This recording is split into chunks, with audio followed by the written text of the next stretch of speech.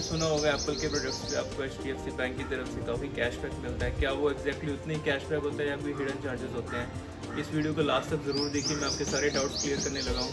मैंने iPhone 11 this year जनवरी में ख़रीदा था और आज इसकी इंस्टॉलमेंट कंप्लीट हो चुकी है। मैं आपको पूरा इसकी लिस्ट वाइज दिखा देता हूँ, क्या मुझे हिडन चार्जेस पड़े, क्या IGST पड़ा या क्या मुझे बैंक की तरफ से प्रोसेसिंग की पड़ी।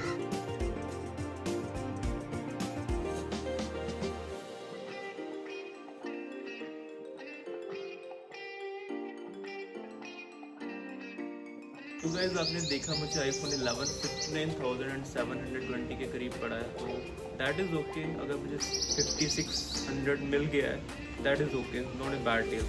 तो आप भी कैशबैक ऑफर का फ़ायदा उठा सकते हैं अगर आपको मिल रहा है। तो ये थी आज की वीडियो। अगर वीडियो पसंद आए लाइक ज़रूर करें, चैनल को सब्सक्राइब करना मत भूलिए। सी यू सून।